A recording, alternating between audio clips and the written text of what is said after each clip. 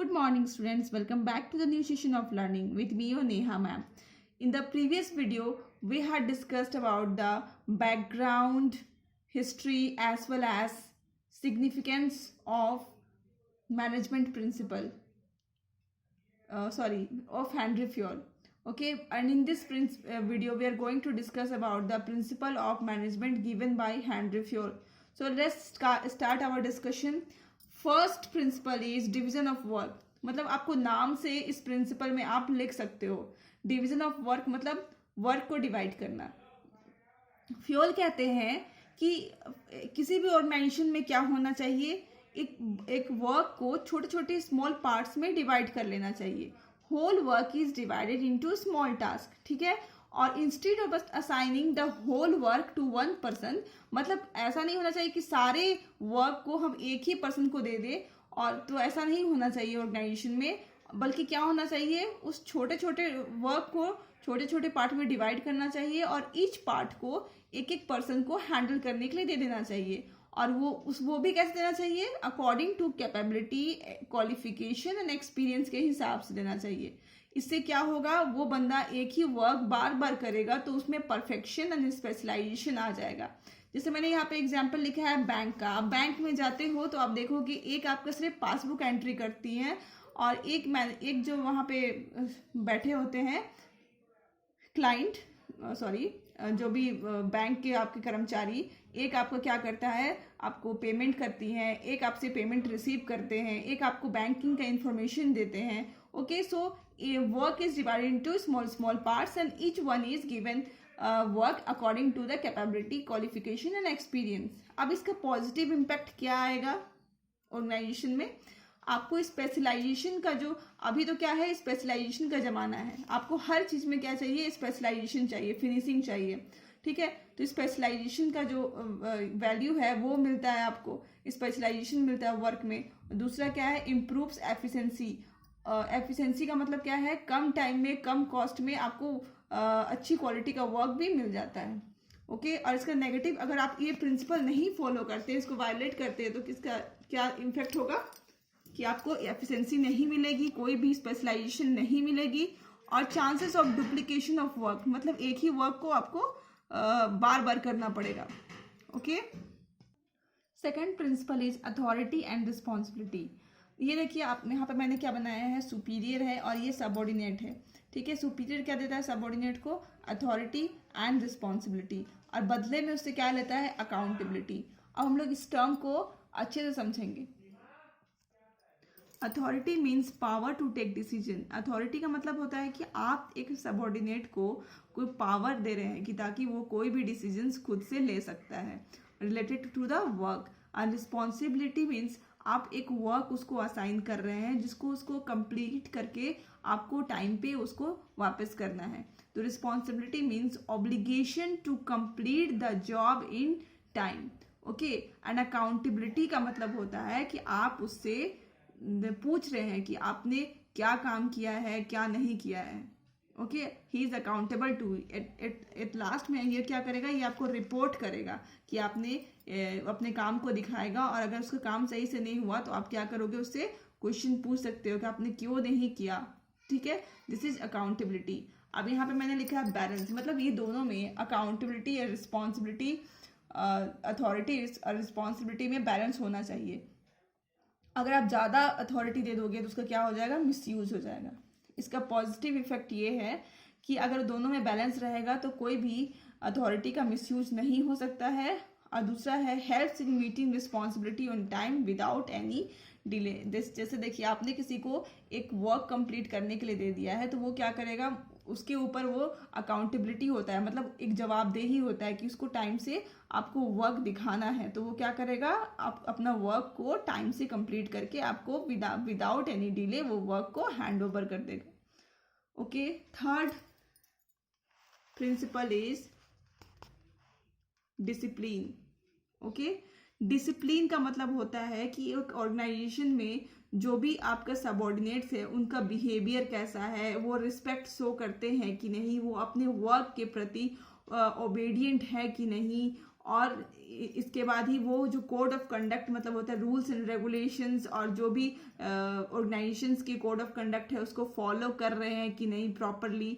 ऊपर से ये जो डिसिप्लिन है हम बोल सकते हैं रिक्वायर्ड एट ऑल लेवल, ठीक है। ऐसा नहीं है कि डिसिप्लिन सिर्फ लोअर लेवल पे होना चाहिए या मिडिल लेवल पे होना चाहिए, डिसिप्लिन हर एक लेवल पे होना चाहिए, कोई भी ऑर्गेनाइजेशन में होना चाहिए ताकि वो स्मूथ रन कर सके और मैक्सिमम एफिशिएंसी ऑर्गेनाइजेशन को उससे मिल पाए। अगर डिसिप्लिन नहीं होगा तो ऑर्गेनाइजेशन क्या रहेगा, पूरा मिसयूज हो जाएगा पावर का और क्योस डिसऑर्डर हमेशा ऑर्गेनाइजेशन में रहेगा।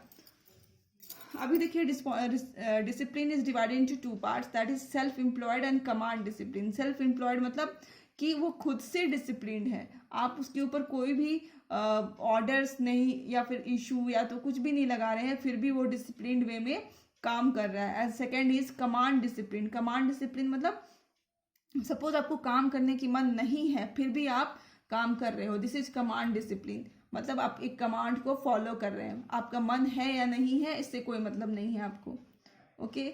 इसका पॉजिटिव इम्पैक्ट ये होगा कि वर्क जो है ऑर्गेनाइजेशन में अगर आप डिसिप्लिन का प्रिंसिपल फॉलो कराते हैं तो ऑर्गेनाइजेशन में क्या होगा, सिस्टमेटिक वे में वर्किंग होगा, उसका एफिशिएंसी इम्प्रूव होगा, ओके। और अगर इस डिसिप्लिन को फॉलो नहीं करते हो, वायोलेशन होता है तो क्या होगा, डिसऑर्डर होगा, क्योस होगा, कंफ्यूजन होगा आपके ऑर्गेनाइजेशन में, और as well as wastage of resources in absence of discipline. अगर डिसिप्लिन नहीं रहेगा तो क्या होगा, रिसोर्सेज का वेस्टेज होगा, ठीक से प्रॉपर यूटिलाइजेशन नहीं हो पाएगा, वर्क भी काफ़ी डिले होगा, रूल्स रेगुलेशंस फॉलो नहीं हो पाएंगे, ओके।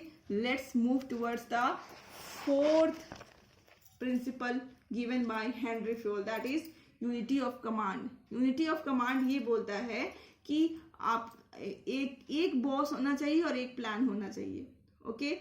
जो जितने भी सबऑर्डिनेट्स है उनको कहाँ से ऑर्डर मिलने चाहिए, एक बॉस से मिलने चाहिए ताकि कोई भी कंफ्यूजन नहीं रहे, और whole orders must be executed first, ताकि ये जो आपका सबऑर्डिनेट्स है इसको ये प्रॉब्लम ना रहे कि किसके ऑर्डर को हम पहले माने और किसके ऑर्डर को हम पहले फॉलो करें।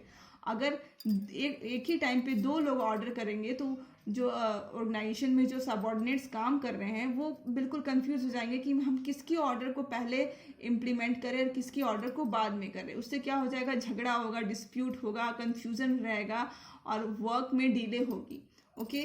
तो receive orders from one boss, इसमें क्या होता है, इस कमांड में बोला गया है कि एक पर्सन मतलब एक प्लान में, ये देखिए राइट अप्रोच दिखाया गया है, this is an wrong approach, this is subordinate है ये सारे, एंड दिस इज सुपीरियर, या फिर आप बोल सकते हो बॉस। देखिए ये सबऑर्डिनेट्स है, इसको कौन एग्जीक्यूट कर रहा है, ऑर्डर दे रहा है, एक बॉस। और यहाँ पे अगर देखिए दिस इज रॉन्ग अप्रोच, यहाँ पे दो बॉस हैं और इतने सारे सबऑर्डिनेट्स हैं, तो देखिए ऑर्डर्स का जो डायरेक्शन है वो सही नहीं है। तो unity of command just says that one person should command for the whole group of subordinates so that there will be no confusion regarding the whose order should be executed first. So this is the right approach and this is the wrong approach, okay. Our next principle is unity of command. unity of command में देखिए ये हमारा है एक plan, ठीक है। ये principal कहता है कि हमारा एक ही प्लान होना चाहिए, उसका एक ही हेड होना चाहिए, ताकि ऑर्गेनाइजेशन गोल जो है, ये सबऑर्डिनेट्स जो है सब कोई एक साथ मिल करके उस गोल को अचीव कर पाए। One unit means one plan, एक यूनिट में एक ही प्लान होना चाहिए। Effort of all the members and employ of organisation must be directed towards one direction, ताकि क्या हो सके, जितने भी सारे सबऑर्डिनेट्स है इनका इफर्ट, और जो भी इफर्ट बोल सकते हो या तो फिर सब जो है एक ही डायरेक्शन में मूव हो पाए, ओके। और मूव अगर एक ही डायरेक्शन में होगा तो क्या होगा, ये जो गोल है आपका ऑर्गेनाइजेशन का, दिस इज गोल, ये गोल को आप बहुत जल्दी अचीव कर पाओगे, ओके। तो इसमें क्या होना चाहिए, one unit means one plan, एक यूनिट में एक ही प्लान होना चाहिए, ताकि सारे मेंबर्स का जो या फिर एम्प्लॉई का जो एफर्ट है उसको आप लगा दो एक ही गोल को अचीव करने में, okay. Next is subordination of individual interest to general interest. इसका मतलब होता है the interest of organisation must supersede the interest of individual. मतलब जो इंडिविजुअल, देखिए हर एक इंसान का अपना एक इंटरेस्ट होता है और एक ऑर्गेनाइजेशन का भी इंटरेस्ट होता है। तो सबऑर्डिनेट को क्या करना चाहिए, या तो कोई इंडिविजुअल को क्या करना चाहिए, पहले ऑर्गेनाइजेशन का इंटरेस्ट को देखे और अपना इंटरेस्ट भूल जाए। ओके, अपना इंटरेस्ट क्या करे वो बाद में देखे, उसको सेकंड प्रायोरिटी दे और प्राइमरी जो फर्स्ट प्रायोरिटी किसको दे, ऑर्गेनाइजेशन के इंटरेस्ट को दे। बस इस प्रिंसिपल में यही बताना कोशिश कर रहा है कि किसी भी सबऑर्डिनेट को या तो फिर इंडिविजुअल को अपने इंटरेस्ट को पहले नहीं सर्व करना चाहिए, बल्कि किसका सर्व करना चाहिए, ऑर्गेनाइजेशन के इंटरेस्ट को पहला सर्व करना चाहिए। ठीक है, और ये मैनेजर की ड्यूटी है। अगर मान लो ऐसा एम्प्लॉय नहीं करते हैं तो ये मैनेजर की ड्यूटी है कि वो पहले ऑर्गेनाइजेशन के मतलब एम्प्लॉयज को मोटिवेट करे, ताकि वो क्या करे, अपने इंटरेस्ट को भूल करके ऑर्गेनाइजेशन को इंटरेस्ट को पहले सर्व करने की कोशिश करे। Interest of the organisation should take priority over individual interest. ठीक है, और ये मैनेजर के रोल है कि अगर वो ऐसा नहीं करते हैं तो उनको किसी भी तरह से मोटिवेट करके ये समझाए कि पहले आप ऑर्गेनाइजेशन के इंटरेस्ट पे ध्यान दो, फिर अपने इंडिविजुअल इंटरेस्ट पे ध्यान देना। Okay, our seventh principle is remuneration of person. Remuneration मतलब वो एक it is a single word which means salary. इसमें सैलरी है, आप जितनी भी फैसिलिटीज मिलती है एक ऑर्गेनाइजेशन, सब कुछ इंक्लूडेड है। Okay, like HA, HRA, DA, okay, all the facilities whether it is monetary और नॉन मॉनेटरी, सब सारे इंसेंटिव्स किस में आते हैं, रेम्यूनरेशन में। तो एक पर्सन का या तो एम्प्लॉय का रेम्यूनरेशन फेयर होना चाहिए, रिजनेबल होना चाहिए, सेटिस्फैक्ट्री होना चाहिए, एडुकेट होना चाहिए, ताकि वो गुड स्टैंडर्ड ऑफ लिविंग को जी सके। ओके, अगर ऐसा नहीं होगा तो क्या होगा, एम्प्लॉय सेटिस्फाई नहीं रहेंगे, वो अपना 100% ऑर्गेनाइजेशन को नहीं देंगे, और बार बार क्या होगा कि वो लोग एक कंपनी से दूसरी कंपनी में स्विच करने की कोशिश करेंगे। उससे क्या होगा, ऑर्गेनाइजेशन स्मूथली नहीं रन कर पाएगा, और जो टर्नओवर है ऑर्गेनाइजेशन का वो टाइम पे कंप्लीट नहीं हो पाएगा और उसको ठीक से अचीव भी नहीं कर पाएगा।